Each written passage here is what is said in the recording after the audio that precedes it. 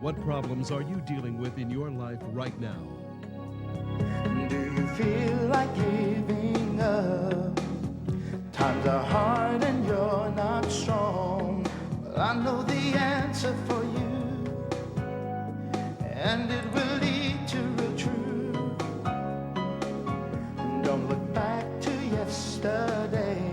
Now there are answers. Tomorrow's on the Welcome to way. Live Prayer. It's waiting there for you. And welcome to Live Prayer. I'm Bill Keller. Good to be with you on this Thursday night. Welcome to the program. Good to have you with me. You're watching Live Prayer wherever you are across this great land of ours. Sea to shining sea, border to becoming a great border. Welcome to Live Prayer on this Thursday night. And for those of our friends in some other far off great lands, welcome to you as well. Of course, I'm Bill Keller, founder of liveprayer.com, world's largest interactive Christian website. Reach a little over 2.5 million folks every day via the internet. There's our web address, liveprayer.com. Please check it out. Nothing to sell you when you get there. Promise you. If you want to buy something, wrong website. No advertising. If you like looking at ads, wrong website. 21 years, literally thousands and thousands and thousands of hours of very unique Frontlines ministry content. If you need to be encouraged, educated, challenged, inspired in your faith, now you found the right website, liveprayer.com. Please check it out. All of the great content, of course, is available for free. No secret passages where you got to pay money to walk down. None of that. It's all there for you. And there are a lot of secret passages, though. I got to say, our texts, they built some passages in that thing. It's very easy to navigate, not tricky at all. Somebody never owned a computer can get around Live Prayer just fine. But there is a lot of stuff on there. There really is. So please check it out. Good to be back with you tonight. I pray it was a good day today. Of course, as we know, right? It was a day like none other. A day like you'll never have again. A gift from God, right? That is a little scary how, for whatever we know the reason, but for whatever reason, I began talking about the importance of each day as we moved from 2019 into 2020. I don't know why. I question myself some nights. Why am I even putting this emphasis on each day's special? Now, of course, we know the Bible does, and we know the biblical truth, tomorrow's promise, but it's not like we emphasize each day. And quite honestly, there were some nights where I started not to do it, but I got a tap on my shoulder, and I was told it was my job to do it, so I tried to be a good employee, I think like we all do, work as unto the Lord. And that, for me, that's literally work as unto the Lord, because he's my boss. But it's amazing as we look back on some things, how we see God working in ways we didn't even know he was working, isn't it? Let's have a word of prayer, because, man, I've got stuff from last night I've got to get to. I've got some good stuff from tonight. So let's have a quick word of prayer and we'll get going. Lord, thank you for the night. This special night, this night that wasn't promised to us, this night that's a gift from you, this night where two or more are gathered in your name and according to your word, you're here. And we know your word is true. So thank you for your presence. Thank you for the presence of each one of our friends here tonight. I lift up them and their families as they go through these interesting days, challenging days, concerning days, scary days for some. I pray for those who need healing in their bodies tonight, for healing. I pray for those who are dealing with family members, possibly that have been affected by the coronavirus. Family members or friends or loved ones, people they know that maybe have even died. Pray for them tonight. I pray for the normal needs, because so many are challenged in their lives over certain issues to begin with. And of course, now many are fighting with employment issues. Many are fighting with financial problems. Many business owners are trying to make decisions. I pray tonight that you will give them wisdom from on high as they make those decisions. So I thank you tonight, Lord, for your presence, for watching over us, for keeping us, Lord, for guiding us. And as you bless our friends tonight, we thank you for your many blessings each day that we never want to take for granted. So we commit this time to you now, open our hearts and minds to receive from you tonight. And we ask all this in the name of our Lord and Savior, Jesus Christ, in his mighty name. Amen and amen. Praise God. All right, let's get going. You know what I'm going to do? I'm going to go and clean up last night and then start plowing through tonight. We'll see how far we get, okay?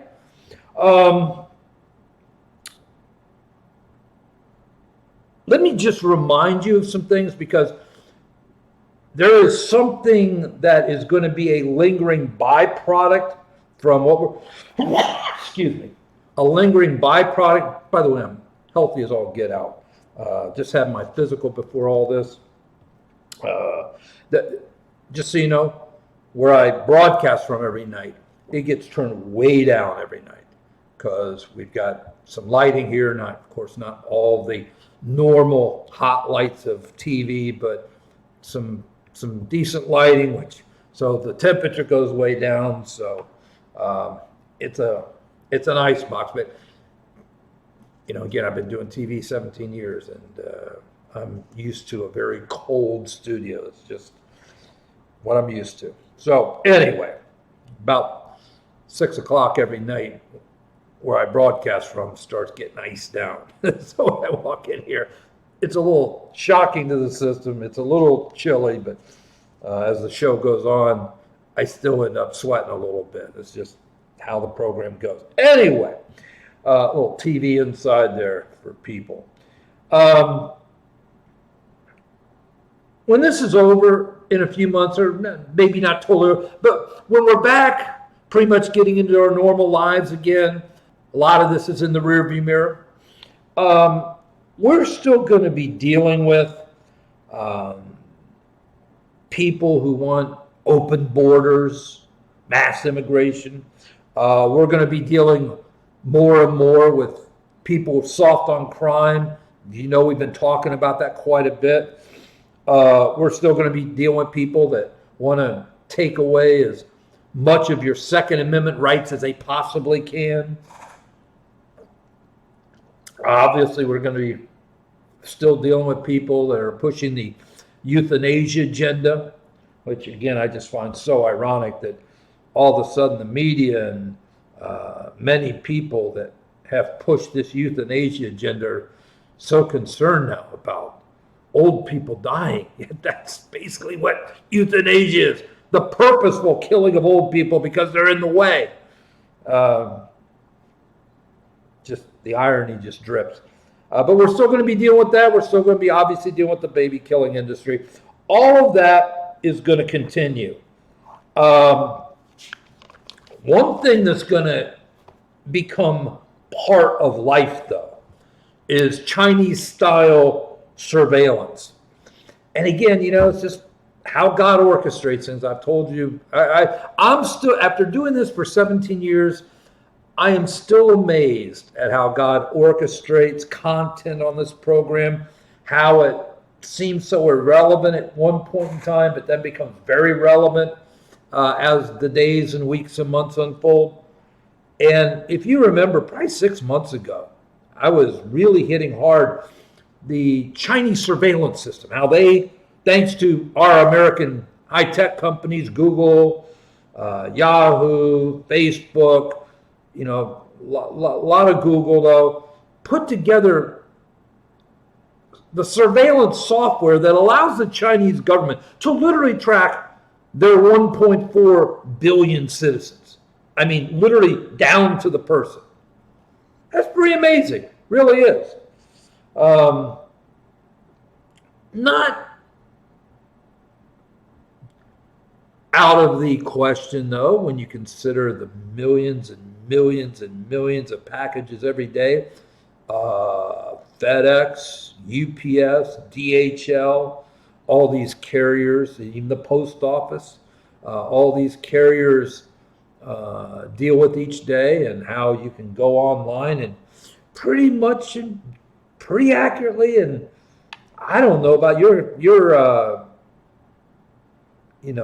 your history.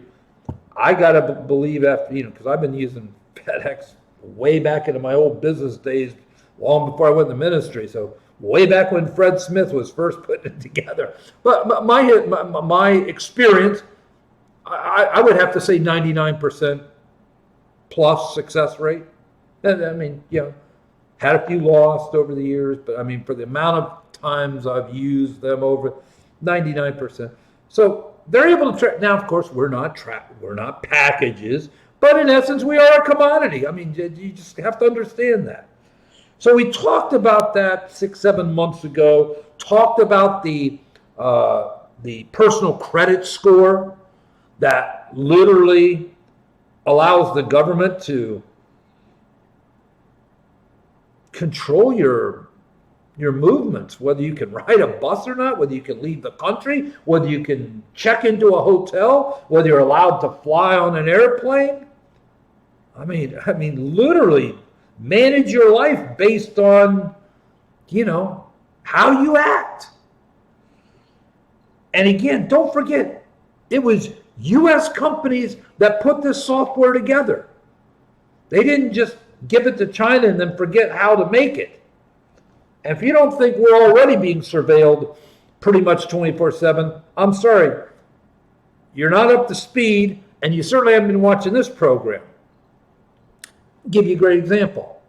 I would estimate, I think, and I'm going to be real conservative here, that 90% of the people watching this program have this item with you 24/7, pretty much.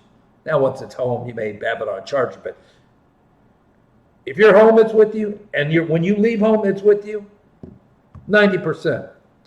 Somebody put a gun to my head, I'd probably say 96%, but just to be conservative, 90%. I mean, your cell phone company knows exactly where you are pretty much at all times. At least knows where your phone is, and they can safely assume if your phone's there, you're there, okay? Good assumption, too. The apps you have on your phone, many of those have what I'm trying to tell you is there are different entities. They're tracking your every move. Obviously, once you get out of the house, there's cameras everywhere. The city, state, federal, in some cases, government have cameras everywhere. Virtually all businesses have some form of cameras going on. How many people have those stupid Ring doorbells now? All I'm telling you is there are many different entities that you could pull many of these different databases and layer them on top of each other, and you're pretty much tracked everything. And I understand people say, well, okay, I'm not doing nothing. I get all that. Here's where I'm going with this, okay?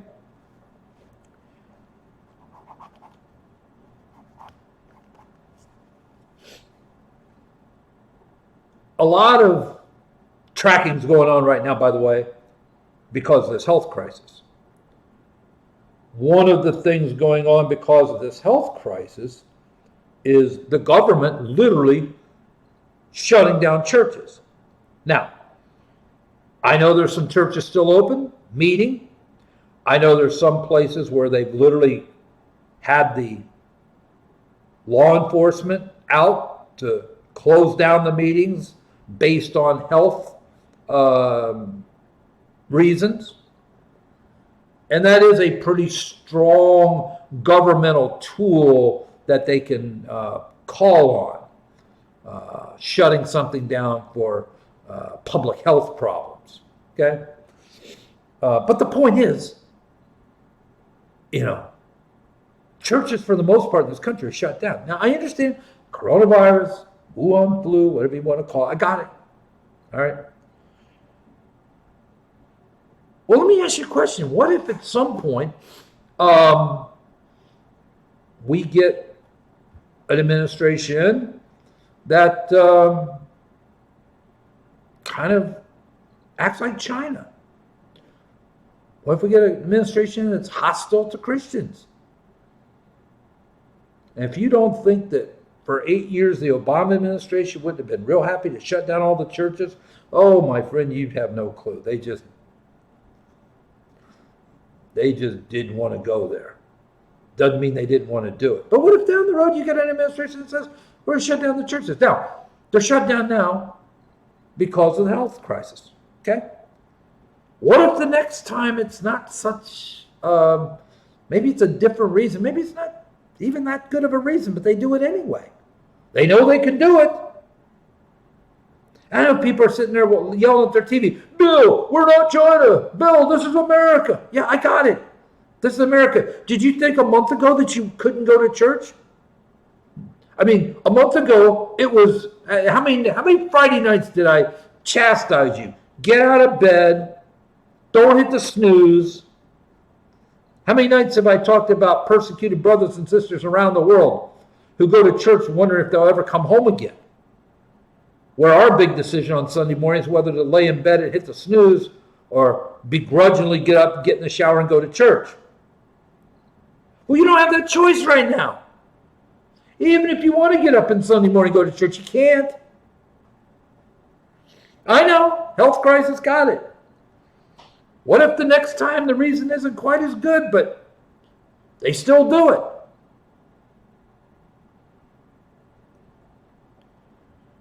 What if they start declaring churches as some kind of a revolutionary organization? Shut them down altogether. Start tearing them down like they do in China or in Egypt. Well, if you meet in some kind of a church gathering and the police come in and start taking you to jail. Well, pastors are called revolutionaries and subverting the government, and they get beaten and thrown into prison for 10 years. Bill, this is not China. This is not North Korea. This is America. Yeah, I got it. Well, guess what? This is America. Did you think in America, even a few weeks ago, you couldn't go to church? I'm not saying couldn't go to church. I'm just asking the question.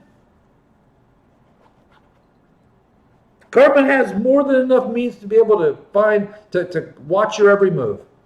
I'm just saying, what if at some point you get a government that's very hostile to Christianity? But we got the First Amendment. Yeah, right. Okay, good. Good. So you can fight in court for 10 years to see if you can get your church opened up again. I'm not saying it's going to happen tomorrow. No, I'm not. But I'm saying if you don't think that can happen and won't happen, you're living in la-la land. Did you think a month ago you'd be living through this? If there's one thing this has done, and as much, as many people died, as many people, going through health crisis because of it, as many people, have lost money and all that, the economy, all that. The one silver lining for me, at least, and I wish it never happened. Obviously, only a very sick human being would wish this on anybody, but it did happen. And in the reality of the fact that it did happen, let me tell you the one thing that I see as a positive from my perspective, because I've been sitting there for 21 years at liveprayer.com. I've been sitting on this TV program now 17 years, telling people, we don't turn back to God, His wrath and judgment is going to be poured out on this nation. And it sounds like a bunch of, Old Testament, hellfire brimstone stuff that doesn't compute. Well, that's not going to happen to us. And I will say, the one, again, hate it happen. It has happened. That's reality. And the one thing that I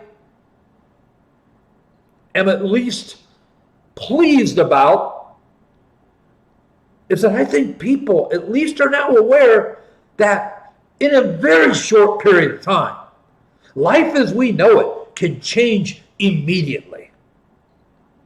Because I don't think people ever understood how it could happen.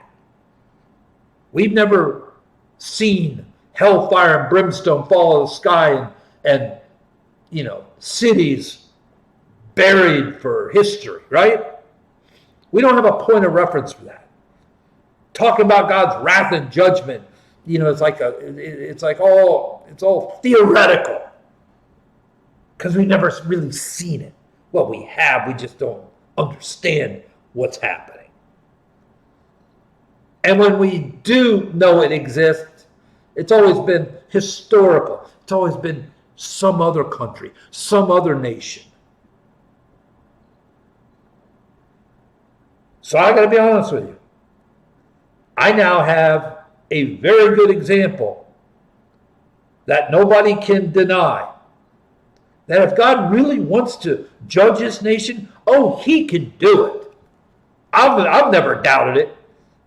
But I sit here night after night on this TV program, day after day at live prayer, for over 2 decades now, almost 3 decades total in the ministry, having been warning people about this. And I know it's like my words are hitting a brick wall. Because while people understand that our rebellion can bring God's wrath and judgment, they just don't ever believe it will bring God's wrath and judgment. Well, my friend, let me be very clear. If you didn't think God's wrath and judgment is possible or real, think about where you were a month ago. Think about your daily life a month ago and where it is today. And we're not out of this yet. Now, I am fully in total belief that, again, as I told you 3 weeks ago, start next week, we're going to start seeing the turn. You know, the engine's going to turn back on. You know, plane's not going to be in the air right away, but, you know, it's going to start pulling away from the gate. You know, the runway's down there, and, you know, we're going to start taxiing. Pretty soon it's going to be back in the air, right?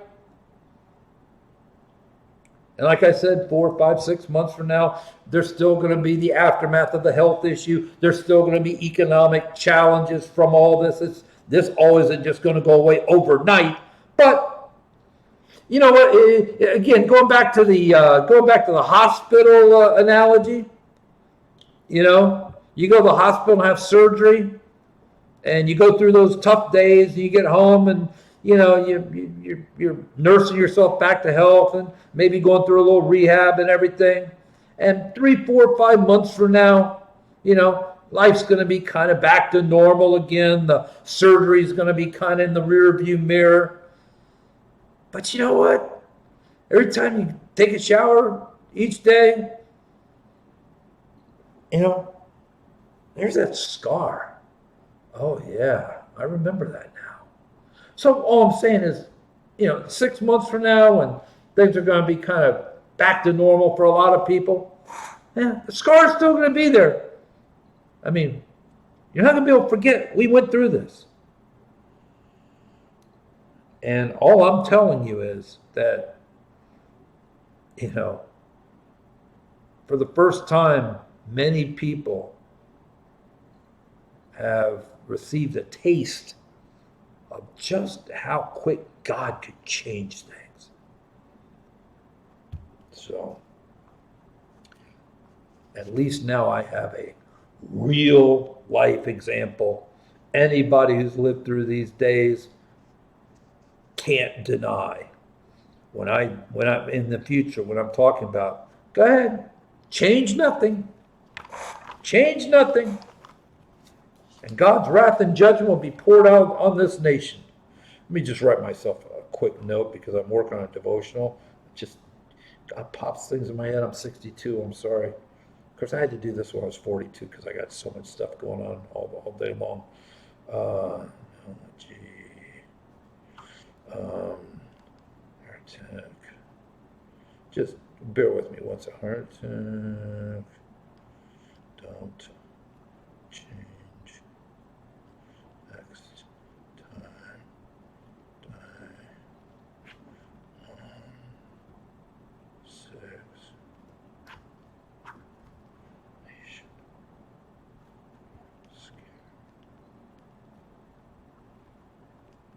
Thank you.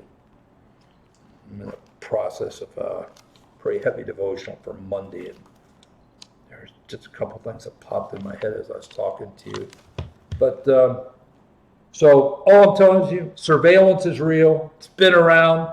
I've been warning you about it now for quite a while. That's why, just to let you know it exists. But it could be used against you someday by a government that maybe doesn't like you because you're a Christian. That's all I'm telling you. And again, you know, you don't have to remind me about the First Amendment and our freedom to worship and all those things. I got it. I also know how quickly things can change. And now we know that there can be reasons to set aside our rights, right? The government can't tell you to stay in your house. Now, the president could declare martial law, and that gives him a whole host of power. But nobody's done that. Nobody's taken gone to the legal precedents. At this point, it's all voluntary. Now they can get the police to harass you and all that, but legally, they can't stop you. They're going to have a hard time stopping the baby killers from shutting down. And Planned Parenthood knows it. And there's a couple churches that aren't shutting down, and they're getting ready to go to court, and they'll win. Now, the public health crisis that governors can declare do give states a lot of power. That is an edict that they can derive a lot of power from. And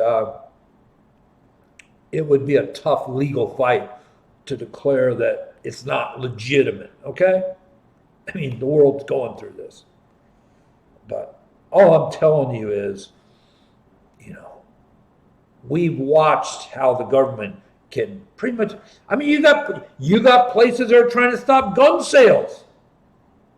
Again, got some guns, the gun stores are fighting back in virtually all these cases, and they're winning. But the media is now telling people that if everybody goes to church on Easter Sunday, like President Donald Trump expressed a desire the other day, millions of people will die because they went to church on Easter.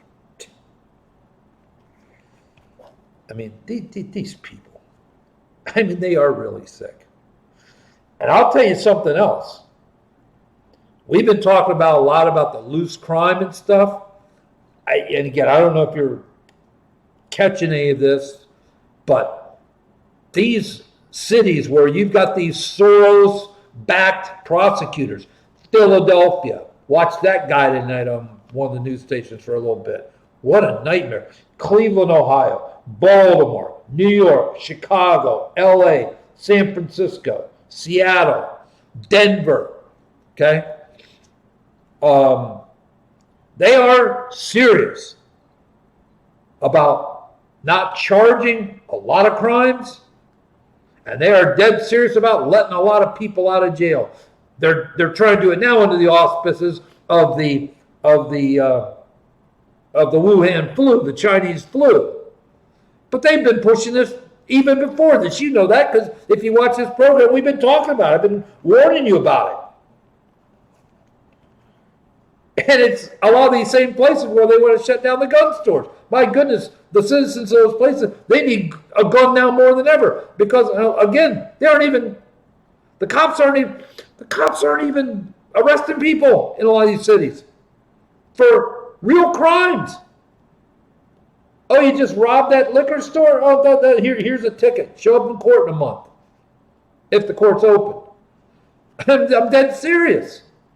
And this whole thing of letting people out of prison. And again, let me re-educate you real quick, okay? Never forget, they're always talking about nonviolent criminals, right? Nonviolent criminals. And don't forget, 99% of these people never went to trial. They pled their case down. And again, to get down to an agreed upon number, what do they normally drop when they do these plea deals? Gun charges, certain acts of violence. So in other words, the nonviolent criminals they're letting out are based on what they ultimately pled guilty to, not what they actually did. You'd have to do a deep dive into their actual case file to see what they're originally charged with and what they ended up dropping in their plea deal. In other words, what I'm trying to tell you is a lot of these quote-unquote nonviolent criminals are very violent criminals,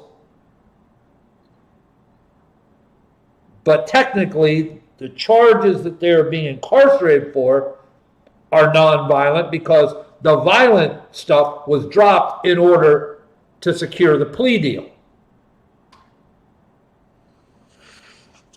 And these prosecutors know it. Oh, that's the thing.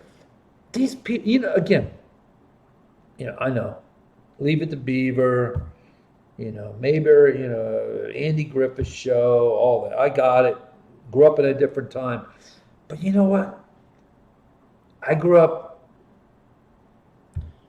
in a little town in Ohio outside of Columbus, where the sheriff used to sit at my dad's gas station a lot. His office was right behind the station.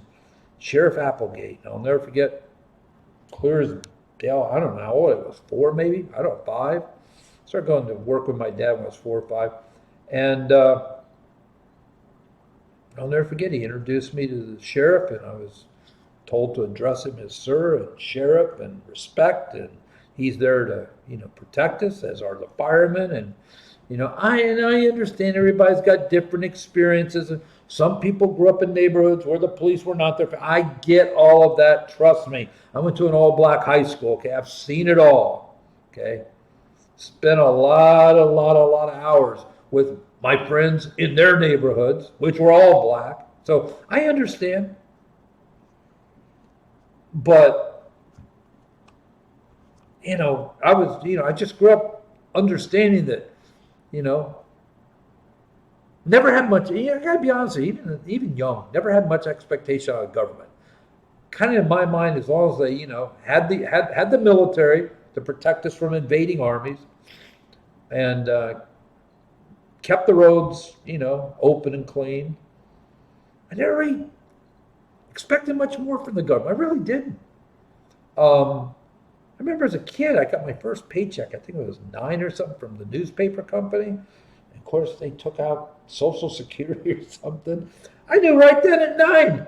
I said, I'm not going to count on this money to live on when I'm old. What if it's not at 9? And this is back when things were kind of working. The whole Social Security Ponzi scheme was, everybody bought in on it back then, But back then, I you know what? I'm not going to trust the government, to live when I'm old. What if they don't give me a check every month like they say they're going to? I'm thinking this at night, okay? Not because I had a hatred for the government. I was looking at it practically. I don't want to be dependent on the government.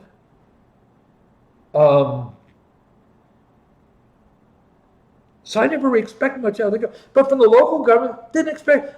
If I call the fire department, I want the fire department to come put a fire out. If I call the police, I'd like the police to come as quick as possible.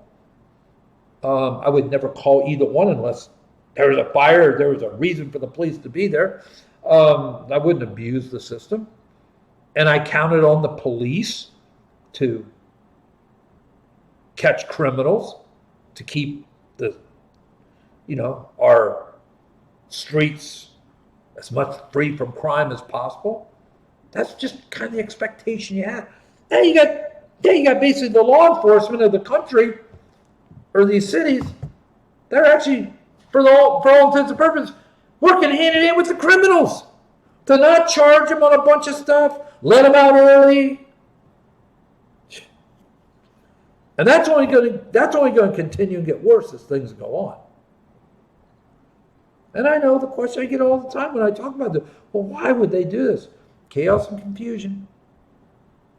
All in the name of the liberal ideology of criminal justice reform, of racism in the criminal justice system, all these socio ideologies that, the justice system's unfair. And listen, I went through the criminal justice system, okay, 30 some years ago, but I went through it. I've been on the other side of it. And I will tell you, it isn't fair. And it's not fair for one reason, because of a discrepancy in money. If you have a lot of money, you have a much better chance at getting through the system than if you have no money. That's a fact. Now, if they want to try to fix that in some way, make some of these lawyers that are making $300,000, $400,000, $500,000 a year use their talents to represent people that can't afford them, I think that would be a really good adjustment to the way the system works. But that's where the discrepancy is. And at the end of the day, it's a spiritual problem in the nation. And it's a breakdown of marriage and the family and all that. All right. Oh my God. I hate to keep bringing this up. And maybe it's probably more of a personal, just infuriating thing every time I hear it for me personally, which is why I bring it up, so you just have to indulge me. Speaker Pelosi, Nancy, happy birthday, Nancy, 80 years old. Too bad she doesn't give little babies a chance to be 80 someday, but she's sitting there all pious, talking about how she was praying about this bill and everything. Of course, as you know, they had to basically tell her no, slap her hand. No, you can't have a 1,400-page goodie jar of all your liberal garbage that you've been that you can't pass through for the last 10 years. Thankfully, 99% of that got thrown out. Still had some nonsense in there, but for the most part. But she's sitting there talking about how she was praying through this whole thing, and I had to write it down. I was praying to God for help for those people suffering from the coronavirus and for the country. And you know what? It goes back to exactly what I was talking about earlier this week. Supposedly you're praying to God to help the country with this health crisis. Yet as soon as you hang up the phone from God, you're talking to Planned Parenthood, trying to help them get money to kill more babies. I mean, come on. And I think it was a perfect analogy. The alcoholic on his knees asking God, please God, don't let me drink anymore. Please God, don't let me drink anymore. And in between his pleas, he's sucking on a gallon of vodka. I mean, if you want God to help you, at least put it down while you're praying. I got it. You're addicted. 5 minutes after you're done praying, you may have to pick it up. I got it. But can you stop just long enough to pray? If you're praying for God to help the country solve this health crisis, can you stop killing babies long enough for God to stop it, please? Gee. I mean, the arrogance and the... By the way, we've talked a lot over the years. Here's another theory that we know is going to happen, but we don't really see how it could happen, and it'll never happen in our lifetime. And I'm talking about the rise of the Antichrist. Don't forget what I've always told you. The Antichrist is a problem solver. Well, what if the problem is a worldwide pandemic? Do you think of now, this is not that problem, because this is only affecting a very small segment of our society, elderly, mostly pre-existing health issues, right? But let's just say we have a pandemic that's killing people in all age groups, okay? That coronavirus 2.0 isn't just killing old people, but it's killing middle-aged people and young people and children. It's killing everybody. Whether you've got a sickness or not, okay? Let's set that say. Well, we know there's a one of these influenzas that can target old people, especially if their immune systems are down. That's what we're dealing with right now all over the world, right?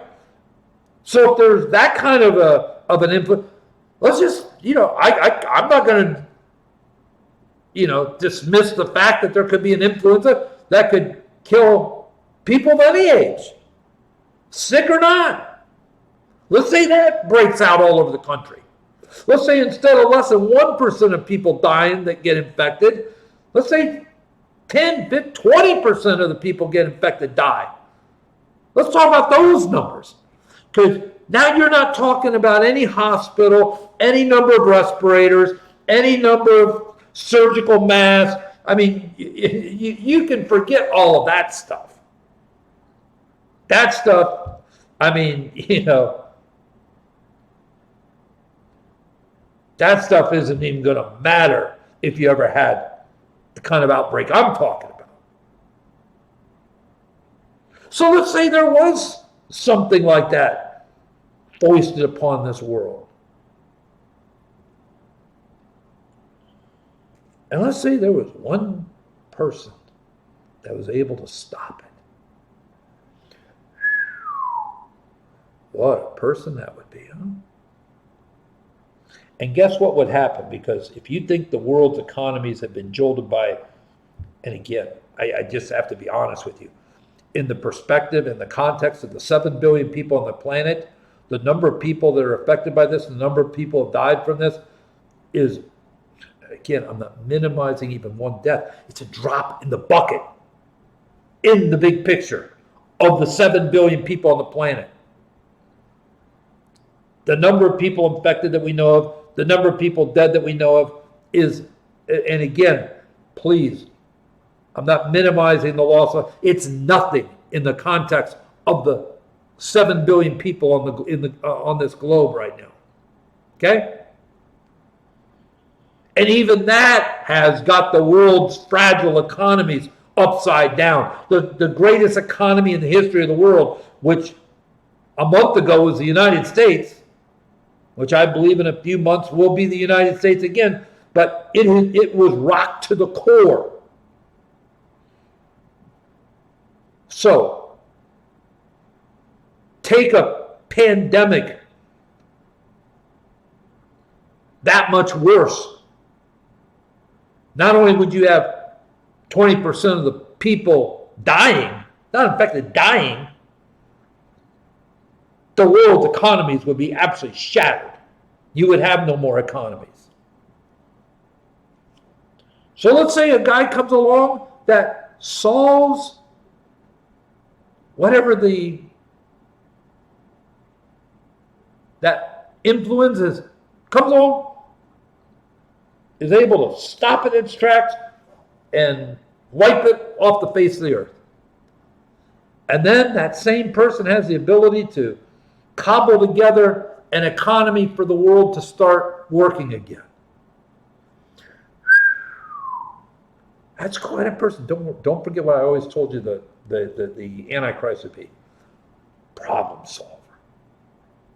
Problem solver. Are you telling me that in the destruction, the death, the desolation, the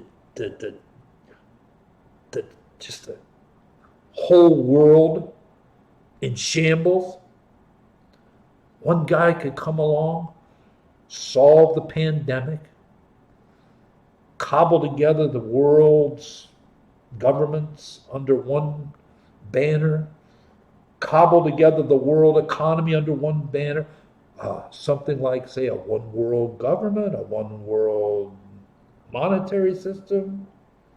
I've always told you the easiest of all is the last one, the one world religion.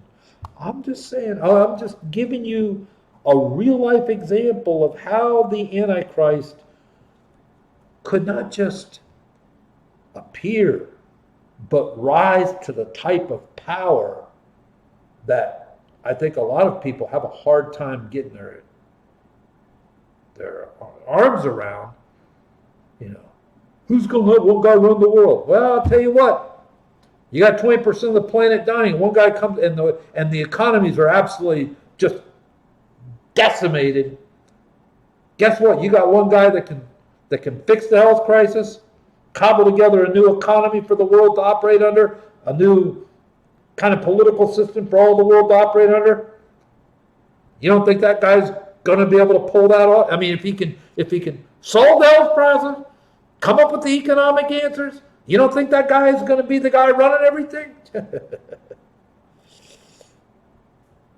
Oh, speaking of churches, Virginia Governor, you know, Ralph Northam, old blackface Ralph, who wants to kill babies, and if a late-term abortion, they don't do it right, and the baby's born, you know, we're going to put it in a blanket and talk to the mother and then kill the baby. That Ralph Northam, Virginia, he's banning all meetings of 10 people or more, especially including churches.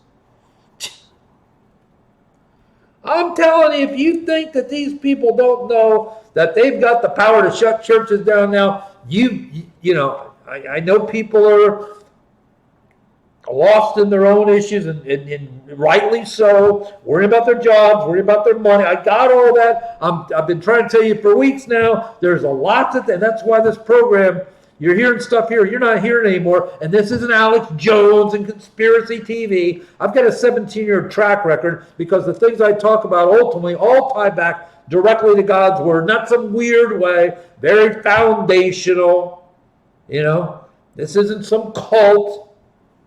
I don't have followers. People say, how many followers do you have? I said, none. I said, I'm a follower. I don't have followers. I'm a follower. I'm a follower of Jesus Christ. I don't have followers. I just point people to the one I follow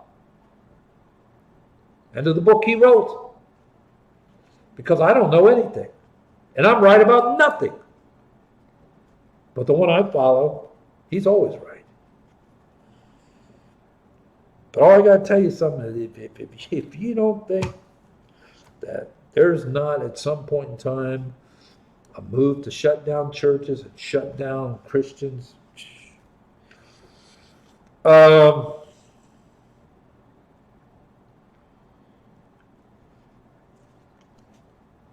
one reason I have been so disgusted with the media, I was dealing with a family today with an elderly aunt who took her life a few days ago, 3-4 days ago now.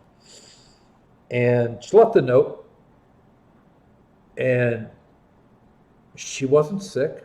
Well, she'd had some other, I don't know what she was, 78, 79, something like that.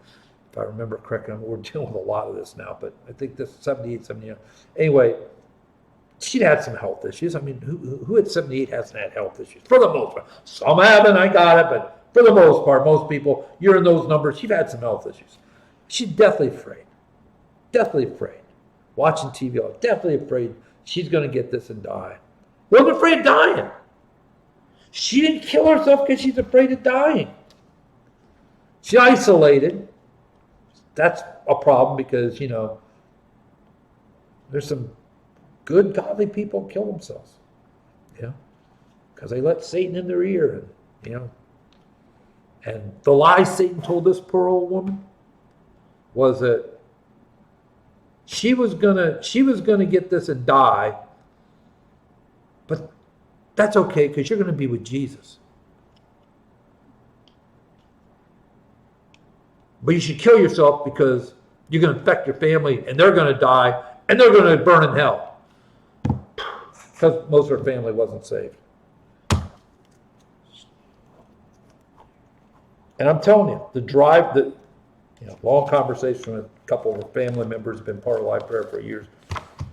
Family, you know, she just called they talked to her, tried to talk to her every day, and they were watching over and everything. And she was always talking about, she just, how, the media just filled her with such fear. And how she was going to get it, give it to her family, and they're going to die. And she was so worried because most of her family doesn't know Jesus, and they're going to go to hell. She isn't worried about herself because she knows Jesus. This is why I'm just so disgusted with the media. I got to tell you something. Just unnecessary fear. Unnecessary fear. Oh, and the New York Attorney General came out today in defiance of pro-life groups that have been pressing them. You stopped elective surgeries. Abortion's elective. You don't get any more elective than abortion. And she shut them down in their tracks. Nope.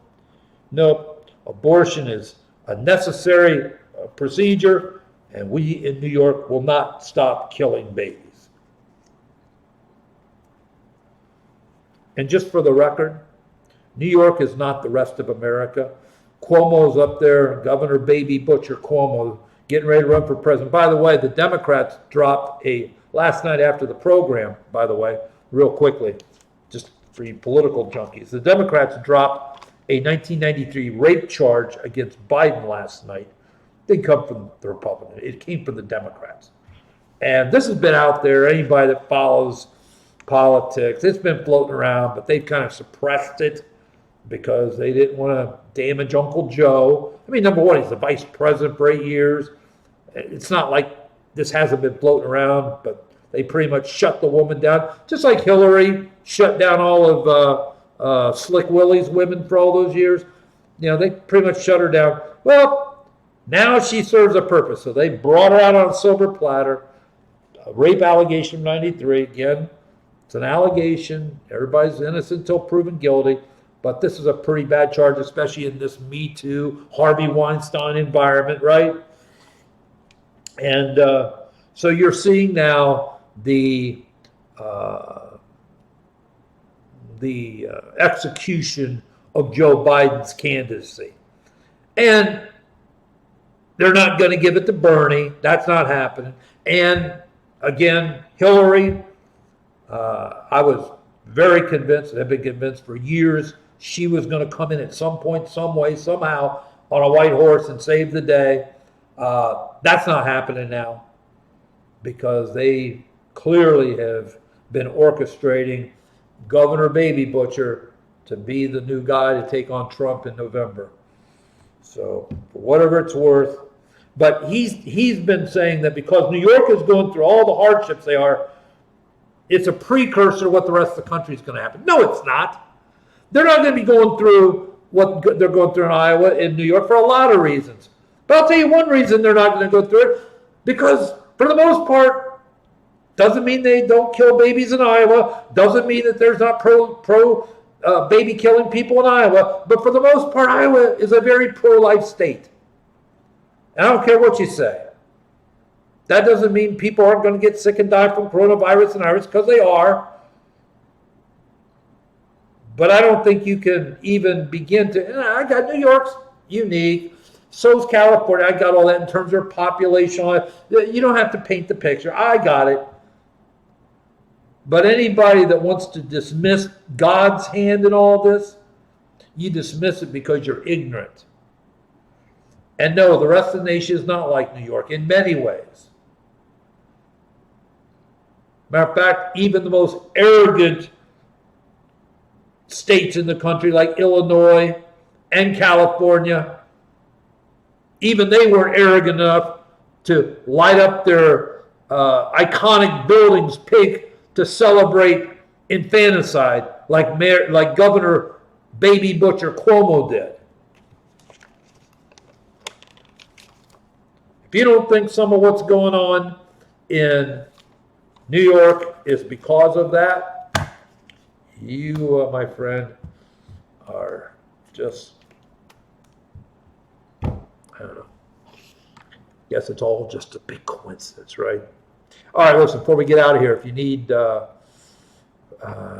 If you need Jesus, I'm dead serious. If you need Jesus, if you've never made that decision, man, with all that's going on, what is wrong with you? And I say that lovingly. I mean, everybody's got to come to that place.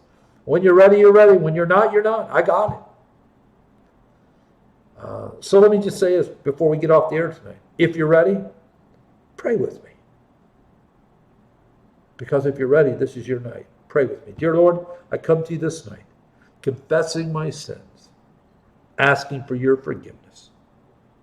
Lord, tonight I believe in my heart and confess with my mouth, Jesus Christ is my Lord and Savior. Tonight, Lord, I give my life to you.